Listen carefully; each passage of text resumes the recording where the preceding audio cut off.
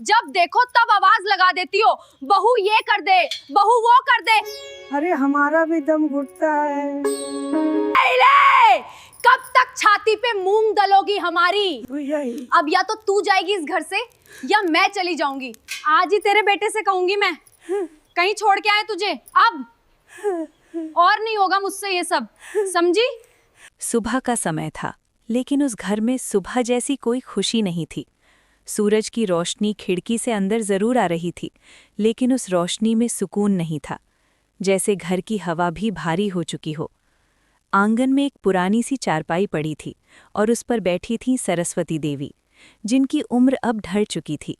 पैर उनका साथ नहीं देते थे, हाथ कांपते थे और आंखों में वो थकान थी जो उम्र से नहीं बल्कि अपनों के व्यवहार से आती है। वो चुपचाप बैठी थीं और रसोई की तरफ देख रही थीं, जहां से बर्तनों के टकराने की तेज आवाज आ रही थी। वो आवाज थी शालिनी की, उनकी बहू, जो सुबह से ही गुस्से में थी। वो खुद से बड़बड़ा रही थी, न जाने कब तक ये सब सहना पड़ेगा। ना काम कर पाती हैं, ना ठीक से चल पाती हैं। ऊपर से खाना अलग बनाओ, दवा अलग लाओ और सुनो तो ऐसे जैसे मैं नौकरानी हूं। उसकी आवाज में वो कड़वाहट थी जो धीरे धीरे किसी इंसान को पत्थर बना देती है। सरस्वती देवी ने धीरे से कहा, बहू, चाय मिल जाएगी क्या? उनकी आवाज में विनम्रता थी, प्यार था, लेकिन शालिनी के लिए वो सब अब बेकार था। उसने गुस्से में जवाब दिया, अभी हाथ खाली नहीं है, दिख नहीं रहा क्या? हर समय बस मांगती रहती हो। ये सुनकर सरस्वती देवी चुप हो गईं। उन्होंने कुछ नहीं कहा, क्योंकि अब वो बोलना छोड़ चुकी थीं। वो समझ चुकी थीं कि अब इस घर में उनकी आवाज़ की कोई कीमत नहीं है। तभी राहुल कमरे से बाहर आया। वो ऑफिस के लिए तैयार हो रहा था। उसने एक नज़र माँ की तरफ डाली, लेकिन तुरंत नज़रें हटा लीं, जैसे वो उनकी हालत को देखना ही नहीं चाहता था। शालिनी ने मौका देखकर कहा, सुनो राहुल, मैं साफ कह रही हूँ, अब मुझसे नहीं होगा। मैं अपनी जिंदगी ऐसे बर्बाद नहीं कर सकती। राहुल ने थके हुए स्वर में पूछा, अब क्या हुआ? शालिनी ने गुस्से में कहा, हर दिन वही ड्रामा, कभी चाय चाहिए, कभी दवा, कभी ये चाहिए, कभी वो चाहिए। मैं इंसान हूं या मशीन? राहुल ने धीरे से कहा, तो क्या करें? ये वही सवाल था जो वो हर बार पूछता था, लेकिन कभी जवाब खुद ढूंढने की कोशिश नहीं करता था। शालिनी ने सीधे कहा, या तो इन्हें किसी वृद्धाश्रम में छोड़ दो या फिर मैं इस घर में नहीं रहूंगी। ये शब्द सुनते ही सरस्वती देवी का दिल जैसे रुक गया। उन्होंने राहुल की तरफ देखा। उनकी आंखों में डर था, उम्मीद थी और एक आखिरी सवाल भी। राहुल कुछ पल के लिए चुप रहा। वो जानता था कि जो शालिनी कह रही है वो गलत है, लेकिन उसमें इतना साहस नहीं था कि वो उसके खिलाफ खड़ा हो सके। उसने धीरे से कहा, देखते हैं। लेकिन ये देखते हैं ही सबसे बड़ा फैसला बन गया।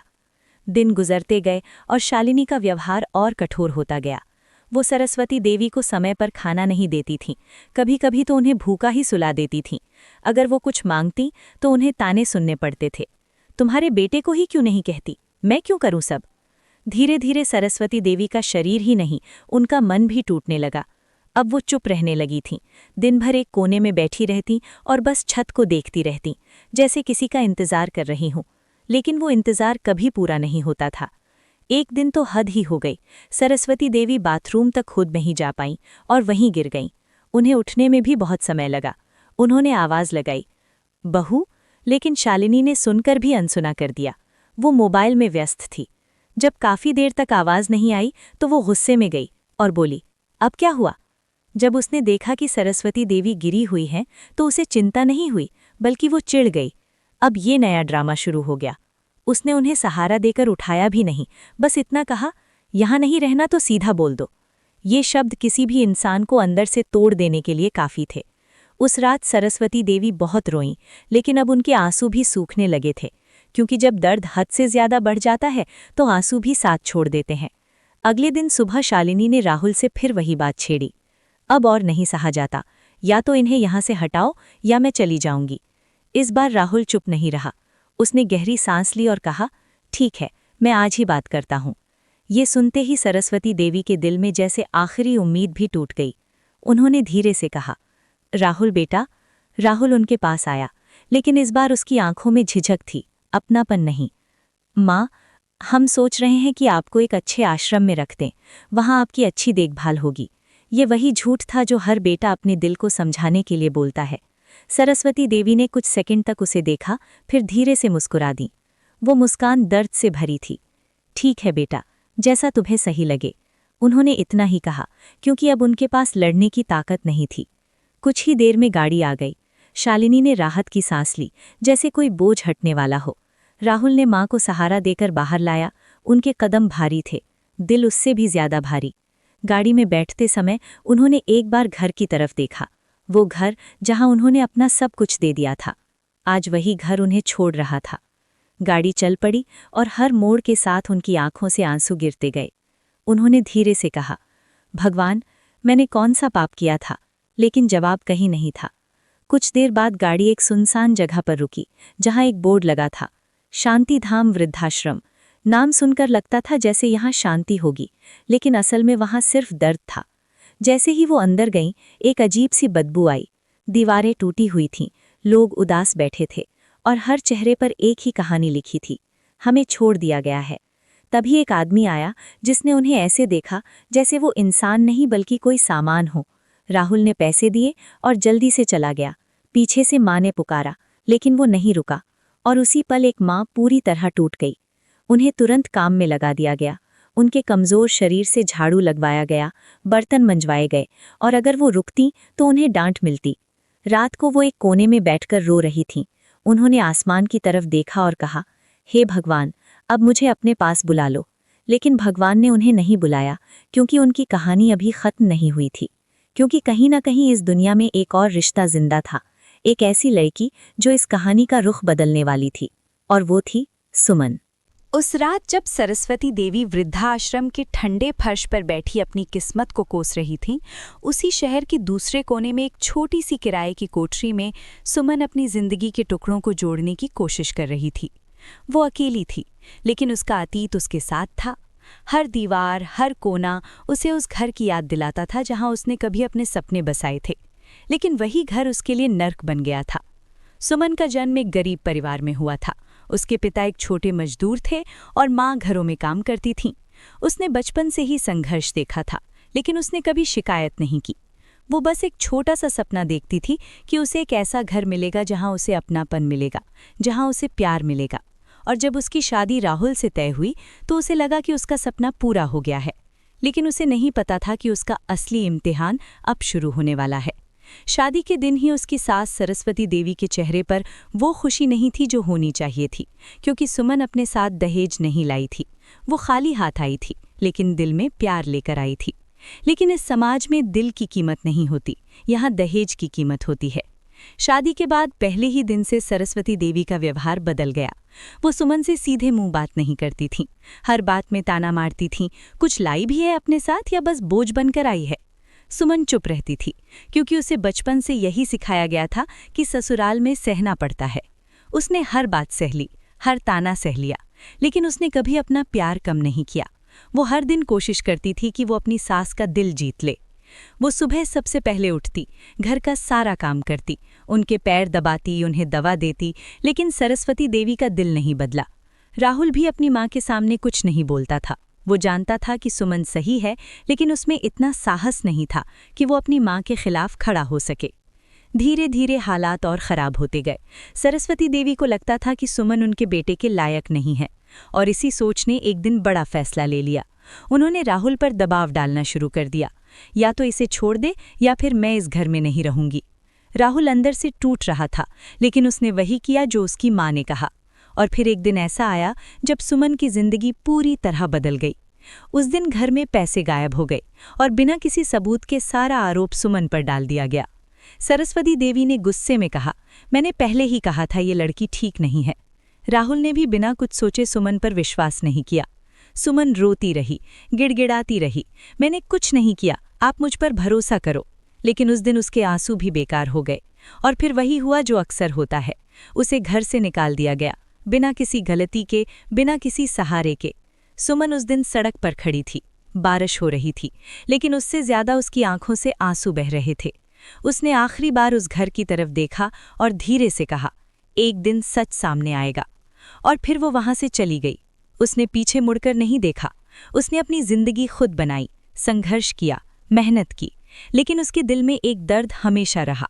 और आज अचानक वही दर्द फिर से जाग गया था, क्योंकि उसे पता नहीं था कि जिस सास ने उसे ठुकलाया था वही आज एक ऐसे हाल में है जहां उसे उसकी सबसे ज्यादा जरूरत है। और शायद किस्मत भी यही चाहती थी कि अब सच्चाई सामने आए, अब रिश्तों की असली परीक्षा हो और अब ये साबित हो कि खून का रिश्ता बड़ा होता है या दिल का। सुबह का वक्त था, लेकिन सुमन के अंदर अजीब सी घबराहट थी, जैसे रात भर उसका दिल किसी अनजाने डर से जूझता रहा हो। उसने ठीक से नींद भी नहीं ली थी। बार बार वही बातें उसके दिमाग में घूम रही थीं जो उसकी पड़ोसन ने कही थीं। वृद्धाश्रम में एक बूढ़ी औरत आई है, चल भी नहीं पाती, फिर भी उससे काम करवाते हैं। ये शब्द जैसे उसके दिल में चुभ गए थे। उसने खुद को कई बार समझाने की कोशिश की कि ये सिर्फ एक संयोग है, लेकिन उसका दिल मानने को तैयार नहीं था। जैसे कोई रिश्ता उसे खींच रहा हो, जैसे कोई पुकार रहा हो। आखिरकार उसने फैसला कर लिया कि आज वो शांतिधाम वृद्धाश्रम जाएगी, चाहे कुछ भी हो जाए, वो सच जानकर ही रहेगी। उसने जल्दी जल्दी अपने काम निपटाए, दुपट्टा ओढ़ा और निकल पड़ी। रास्ते भर उसका दिल तेज धड़क रहा था। हर कदम के साथ उसकी बेचैनी बढ़ती जा रही थी, जैसे वो किसी ऐसी सच्चाई के करीब जा रही हो जो उसकी जिंदगी बदल देगी। जब वो उस जर्जर से गेट के सामने पहुंची तो उसके कदम अपने आप रुक गए। गेट पर जंग लगा था, दीवारें टूटी हुई थीं और अंदर से एक अजीब सी बदबू आ रही थी। उसने एक गहरी सांस ली और धीरे से गेट खोला। जैसे ही उसने अंदर कदम रखा, उसका दिल अंदर तक हिल गया। चारों तरफ गंदगी फैली हुई थी। बूढ़े लोग मैले कपड़ों में बैठे थे, कुछ जमीन पर लेटे थे, कुछ काम कर रहे थे और कुछ बस खाली आंखों से देख रहे थे, जैसे उन्होंने जीने की उम्मीद छोड़ दी हो। सुमन का गला सूख गया। उसने धीरे धीरे आगे बढ़ना शुरू किया, तभी उसकी नज़र एक कोने में पड़ी, जहां एक बूढ़ी औरत झुककर बर्तन साफ कर रही थी। उसके हाथ कांप रहे थे, शरीर बार बार लड़खड़ा रहा था, लेकिन फिर भी वो काम कर रही थी, जैसे अगर वो रुक गई तो उसे सज़ा मिलेगी। सुमन ने उसे ध्यान से देखा और जैसे ही उसने उसका चेहरा साफ देखा, उसके पैरों तले ज़मीन खिसक गई। वो कोई और नहीं बल्कि सरस्वती देवी थीं। वही सरस्वती देवी जिन्होंने कभी उसे अपनाने से मना कर दिया था, वही जिन्होंने उसे घर से निकाल दिया था, और आज वो इस हालत में थीं। सुमन की आंखों से आंसू अपने आप बहने लगे, उसके होंठ कांपने लगे और उसके मुंह से बस एक शब्द निकला, माँ जी। उसकी आवाज़ इतनी धीमी थी जैसे डर हो कि कहीं ये सपना ना हो। सरस्वती देवी ने धीरे धीरे सिर उठाया। उनकी आंखों में दर्द था, थकान थी और टूटन थी, लेकिन जैसे ही उन्होंने सुमन को देखा, उनकी आंखों में एक पल के लिए चमक आई। सुमन? उनकी आवाज़ कांप रही थी और बस इतना सुनते ही सुमन खुद को रोक नहीं पाई। वो दौड़कर उनके पास गई और उन्हें गले लगाकर फूट फूट कर रोने लगी, जैसे सालों का दर्द एक साथ बाहर आ गया हो। माँ जी, ये क्या हालत बना दी आपकी? उसकी आवाज़ में दर्द था, शिकायत थी, लेकिन उससे ज्यादा प्यार था। सरस्वती देवी की आंखों से भी आंसू बहने लगे। उन्होंने सुमन के सिर पर हाथ रखा और कहा, बेटी, अब तो यही मेरी दुनिया है। ये सुनकर सुमन का दिल टूट गया। उसने चारों तरफ देखा, हर जगह दर्द था, हर कोने में मजबूरी थी। कुछ बूढ़े लोग उन्हें देख रहे थे, जैसे उम्मीद कर रहे हों कि शायद ये लड़की उनके लिए भी कुछ करेगी। तभी पीछे से एक तेज आवाज आई, यहाँ क्या हो रहा है? सुमन ने मुड़कर देखा तो वही आश्रम का मालिक खड़ा था। उसके चेहरे पर कठोरता थी और आवाज में घमंड। उसने गुस्से में पूछा, कौन हो तुम? सुमन ने खुद को संभालते हुए कहा, मैं इनकी बहू हूँ, इन्हें लेने आई हूँ। वो आदमी हंस पड़ा, लेने आई हो? यहाँ कोई मुफ्त में नहीं रहता, पैसे दिए हैं इनके बेटे ने, अब ये यहीं रहेंगी और काम करेंगी। ये सुनते ही सुमन के अंदर गुस्सा भर गया। उसने पहली बार इतनी मजबूती से कहा, ये कोई कैदी नहीं है, ये मेरी माँ है। उसकी आवाज़ में इतनी ताकत थी कि वहाँ खड़े बाकी लोग भी चुप हो गए। लेकिन वो आदमी भी कम नहीं था। उसने कहा, अगर ले जाना है तो पैसे वापस दो, वरना निकल जाओ यहाँ से। सुमन एक पल के लिए चुप हो गई, क्योंकि उसके पास इतने पैसे नहीं थे। लेकिन फिर उसने सरस्वती देवी की हालत देखी, उनके कांपते हाथ, उनकी झुकी कमर, उनकी टूटी आंखें, और उसी पल उसने फैसला कर लिया, मैं पैसे लाऊंगी, लेकिन इन्हें यहाँ एक पल भी नहीं रहने दूंगी। उसकी आवाज़ अब शांत थी, लेकिन उसमें एक अजीब सी ताकत थी। उसने सरस्वती देवी को सहारा दिया और कहा, माँ जी, मैं अभी आती हूँ, आपको यहाँ से ले जाऊंगी। सरस्वती देवी उसकी तरफ देख रही थीं। उनकी आंखों में पहली बार उम्मीद जगी थी, जैसे अंधेरे में एक छोटा सा दिया जल गया हो। सुमन वहां से बाहर निकली, लेकिन अब वो पहले वाली सुमन नहीं थी। अब उसके अंदर एक आग थी, एक जिद थी, एक वादा था कि वो अपनी माँ को उस नर्क से बाहर निकालेगी। अभी कुछ देर पहले तक जो शक था अब वो हकीकत बन चुका था। उसकी सास सरस्वती देवी उस नर्क जैसी जगह पर थी जहां इंसानियत का नाम तक नहीं था, और ये सोचते ही उसका दिल बार बार टूट रहा था कि जिन लोगों ने उसे ठुकराया आज वही लोग सबसे ज्यादा बेसहारा थे। लेकिन अब रोने का वक्त नहीं था, अब कुछ करने का वक्त था। उसने खुद से वादा किया, मैं माँ जी को वहां से निकाल कर ही दम लूंगी। लेकिन अगला सवाल उसके सामने खड़ा था, पैसे कहाँ से आएंगे? आश्रम वाले साफ कह चुके थे कि पैसे वापस दो तभी उन्हें ले जा सकती हो। सुमन के पास बहुत कम पैसे थे जो उसने अपनी मेहनत से धीरे धीरे जोड़े थे, लेकिन वो काफ़ी नहीं थे। फिर भी उसने हार नहीं मानी। वो सीधे अपने कमरे पर गई। उसने अपनी छोटी सी बचत निकाली, पुराने डिब्बे में रखे हुए नोट गिने, लेकिन वो रकम बहुत कम थी। उसने कुछ पल के लिए आंखें बंद की, फिर अचानक उसे अपनी माँ की दी हुई चूड़ियाँ याद आईं जो उसने इतने सालों से संभाल कर रखी थीं। वो उसकी आखिरी निशानी थी। लेकिन उस पल उसे एक ही बात समझ आई, रिश्ते चीज़ों से बड़े होते हैं। उसने बिना सोचे वो चूड़ियाँ उठाईं और बेचने निकल पड़ी। सुनार ने उन्हें बहुत कम कीमत दी, लेकिन सुमन ने मोलभाव नहीं किया क्योंकि उसके लिए हर मिनट की कीमत थी। पैसे लेकर वो बाहर निकली, लेकिन अभी भी पूरी रकम नहीं जुटी थी। उसके सामने एक ही रास्ता बचा था, राहुल। वही राहुल जिसने अपनी माँ को उस हालत में छोड़ा था, वही राहुल जिसने कभी उसका साथ नहीं दिया था, लेकिन आज उसे उसी के पास जाना था। सुमन का दिल भारी था, लेकिन उसने खुद को मजबूत किया और सीधे राहुल के घर की तरफ बढ़ गई। वही घर जहाँ से उसे एक दिन अपमानित करके निकाल दिया गया था। जैसे ही वो दरवाजे के सामने पहुंची उसके कदम रुक गए। यादें एक साथ लौट आईं। वो बारिश वाली रात, वो बंद होता दरवाज़ा, वो टूटता हुआ रिश्ता। लेकिन इस बार वो कमज़ोर नहीं थी। उसने गहरी सांस ली और दरवाज़ा खटखटाया। अंदर से शालिनी की आवाज़ आई, कौन है? जैसे ही दरवाज़ा खुला और शालिनी ने सुमन को देखा तो उसके चेहरे पर हैरानी और तिरस्कार दोनों आ गए। तुम यहाँ क्या कर रही हो? उसकी आवाज़ में वही पुरानी कड़वाहट थी। सुमन ने सीधे कहा, मुझे राहुल से बात करनी है। तभी राहुल भी अंदर से बाहर आया। उसने सुमन को देखा और कुछ पल के लिए चुप रह गया। शायद उसे अपने अतीत की याद आ गई थी, लेकिन वो जल्दी ही सामान्य हो गया। क्या काम है? उसने ठंडे स्वर में पूछा। सुमन ने बिना घुमाए सीधे कहा, माँ जी वृद्धाश्रम में है और उनकी हालत बहुत ख़राब है। ये सुनते ही राहुल के चेहरे पर हल्का सा झटका आया, लेकिन उसने खुद को संभाल लिया। तो? उसने लापरवाही से कहा। ये तो सुनकर सुमन का खून खौल उठा, लेकिन उसने खुद को रोका। तो ये कि उन्हें वहां से निकालना होगा, उनकी देखभाल हो रही है। सुमन ने गुस्से में कहा, देखभाल? उन्हें वहां जानवरों की तरह काम करवाया जा रहा है। राहुल चुप हो गया।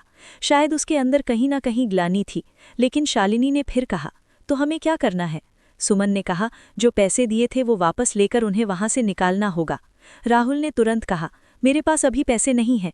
ये सुनकर सुमन को समझ आ गया कि ये वही राहुल है जो पहले था, जो जिम्मेदारी से भागता है। उसने एक पल के लिए आंखें बंद की और फिर कहा, ठीक है, मैं पैसे दूंगी, लेकिन माँ जी को मैं अपने साथ ले जाऊंगी। राहुल से बात करने के बाद ही सुमन सब समझ चुकी थी कि जैसे उसने कभी उसके लिए कुछ नहीं किया, वैसे ही अब वो अपनी माँ के लिए भी कुछ नहीं करेगा। उसी पल उसके अंदर कुछ टूट भी गया था और कुछ नया बन भी गया था। उसने तय कर लिया था कि अब वो किसी से उम्मीद नहीं रखेगी, न राहुल से, न इस समाज से। अब वो अकेले ही सब करेगी, क्योंकि उसे अब ये समझ आ गया था कि जब अपने साथ नहीं देते तब इंसान को खुद ही किसी का सहारा बनना पड़ता है। उसी सोच के साथ सुमन सीधे अपने कमरे नहीं गई। वो रास्ते में ही रुक गई और एक कोने में खड़ी होकर कुछ देर तक खुद को संभालती रही। उसकी आंखों में आंसू थे, लेकिन इस बार वो कमज़ोर नहीं थी। ये आंसू उसकी ताकत बन चुके थे। उसने तुरंत अपना फ़ोन निकाला और जो कुछ उसने वृद्धाश्रम में देखा था उसे याद किया। उसे एहसास हुआ कि अगर वो सिर्फ अपनी माँ को वहाँ से निकाल भी लेगी तो बाकी लोग वहीं उसी नर्क में रह जाएंगे। और यही सोच उसके अंदर एक नई आग बन गई। उसने तय किया कि अब वो सिर्फ अपनी माँ को नहीं बचाएगी, बल्कि उस पूरी जगह की सच्चाई सामने लाएगी। अगले ही दिन सुबह वो फिर से शांतिधाम वृद्धाश्रम पहुंची, लेकिन इस बार उसका मकसद अलग था। इस बार वो एक बेटी के साथ साथ एक आवाज़ बनकर आई थी। उसने अंदर जाकर चुपके से हर चीज़ रिकॉर्ड करनी शुरू कर दी। बूढ़ों से बात की, उनके दर्द को सुना, उनके जख्मों को कैमरे में कैद किया। कोई बता रहा था कि उनसे ज़बरदस्ती काम करवाया जाता है, कोई कह रहा था कि उन्हें खाना तक नहीं मिलता, कोई रोते हुए कह रहा था कि उन्हें मारा जाता है। ये सब देखकर सुमन का दिल टूट रहा था, लेकिन इस बार वो रो नहीं रही थी, वो लड़ रही थी। उसने सारे सबूत इकट्ठी किए और सीधे पुलिस स्टेशन पहुंच गई। शुरू में पुलिस ने उसे हल्के में लिया, लेकिन जब उसने वीडियो दिखाए तो मामला बदल गया। उसी दिन शाम को पुलिस ने वृद्धाश्रम पर छापा मारा। वहां जो सच्चाई सामने आई उसने सबको हिला दिया। कई बुजुर्ग बीमार हालत में थे, कई लोग डर के साए में जी रहे थे। आश्रम का मालिक वहीं गिरफ्तार कर लिया गया और सभी बुजुर्गों को सुरक्षित जगह भेजा गया। सुमन दूर खड़ी ये सब देख रही थी। उसकी आंखों से आंसू बह रहे थे, लेकिन इस बार ये आंसू सुकून के थे, क्योंकि उसने सिर्फ अपनी माँ को नहीं बचाया था, उसने कई जिंदगियों को नर्क से बाहर निकाला था। इसके बाद वो सीधे अपनी माँ के पास गई, उन्हें प्यार से उठाया और अपने साथ ले आई। उसका छोटा सा कमरा अब किसी महल से कम नहीं था, क्योंकि वहाँ सम्मान था, अपनापन था और सबसे बड़ी बात इंसानियत थी। रात को जब सरस्वती देवी उसके पास बैठी थीं तो उनकी आंखों में पछतावा साफ दिखाई दे रहा था। उन्होंने कांपते हुए कहा, बेटी, मैंने तुझे कभी समझा ही नहीं, सिर्फ इसलिए तुझे ठुकरा दिया क्योंकि तू दहेज नहीं लाई थी। उनकी आवाज़ टूट रही थी, हर शब्द में दर्द था। और उस दिन जब पैसे गायब हुए थे, वो रुक गईं। सुमन ने उनकी तरफ देखा। वो पैसे शालिनी ने लिए थे, मैंने उसे देखा था, लेकिन मैंने सच छुपा लिया क्योंकि मैं तुझे पहले ही गलत मान चुकी थी। ये सुनकर कुछ पल के लिए सुमन चुप हो गई। ये वही सच था जिसका उसे इंतजार था, लेकिन इस बार उसे गुस्सा नहीं आया। उसने बस हल्की सी मुस्कान के साथ कहा, कोई बात नहीं माँ जी, कभी कभी सच देर से आता है, लेकिन आता ज़रूर है। उधर राहुल के घर में सब कुछ बदल चुका था। जब उसे पता चला कि वृद्धाश्रम पर पुलिस का छापा पड़ा है तो उसके अंदर डर और शर्म दोनों आ गए। वो सीधे सुमन के घर पहुंचा। दरवाज़ा खुला और उसने जो देखा वो उसकी आंखें खोल देने के लिए काफ़ी था। सुमन उसकी माँ के पैर दबा रही थी, उन्हें खाना खिला रही थी, और सरस्वती देवी के चेहरे पर वो सुकून था जो उसने सालों से नहीं देखा था। राहुल की आंखों में आंसू आ गए। उसने धीरे से कहा, माँ।